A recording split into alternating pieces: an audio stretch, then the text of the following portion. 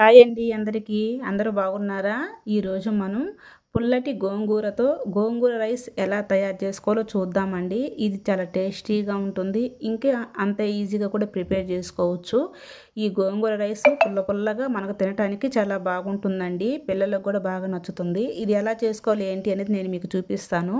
ముందుగా ఈ రైస్ కోసం నేను ఉడికించిన అన్నం ఈ కప్పుతో 2 కప్పులు తీసుకున్నానండి. అన్నం చూసారు కదా ఎంత పొడిగా ఉందో. ఇప్పుడు నేను 2 కప్పులు రైస్ తీసుకున్నాను కదా, దానిలోకి ఒక కట్ట గోంగూర తీసుకున్నానండి. ఇలా తీసుకున్న గోంగూరని ఇలా నీట్గా ఒలిచిపెట్టుకొని ఇందులో వాటర్ పోసి ఈ గోంగూరని నీట్గా వాష్ చేసుకోవాలి.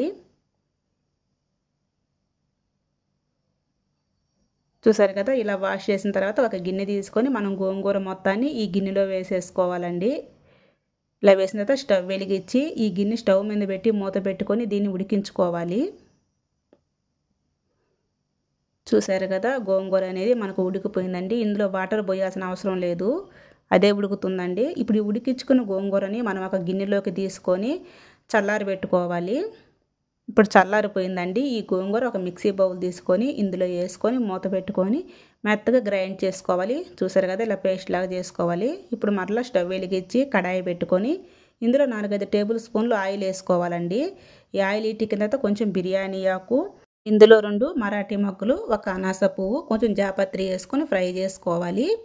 తర్వాత ఇందులో 1 టీ స్పూన్ ఆవాలు, 1 టీ స్పూన్ జీలకర్ర వేసుకోవాలి. ఇవి వేగిన తర్వాత ఒక 4-5 పచ్చిమిర్చి వేసుకోవాలి. తర్వాత 1 టేబుల్ స్పూన్ పచ్చిశనగపప్పు, 1 టేబుల్ స్పూన్ మినపప్పు వేసుకోవాలి. తర్వాత 3 టేబుల్ స్పూన్ పల్లీలు వేసుకోవాలి. వేసుకొని వీటిని ఫ్రై చేసుకోవాలి. ఇప్పుడు ఇందులో 2 టేబుల్ స్పూన్ నువ్వుల పొడి వేసుకోవాలి.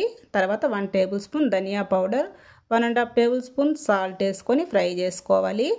తర్వాత ఇందులో 1 టేబుల్ స్పూన్ చెక్క మొగ్గ పౌడర్ వేసుకోవాలి.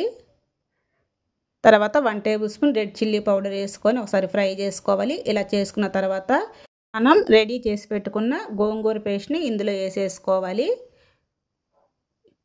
ఇందులో వేసుకొని ఈ మొత్తాన్ని ఒకసారి కలిపేసుకొని దీనిపైన మూత పెట్టి ఇది లో ఫ్లేమ్లో ఒక 4-5 నిమిషాల పాటు మగ్గనివ్వాలి.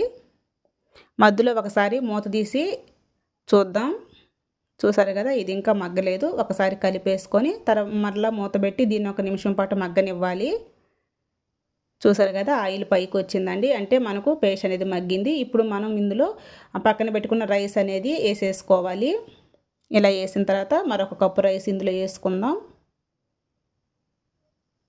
చూసారు కదా, ఇలా రైస్ అంతా యాడ్ చేసుకున్న తర్వాత దీన్ని మొత్తాన్ని ఇలా చిన్నగా కలిపేసుకోవాలి.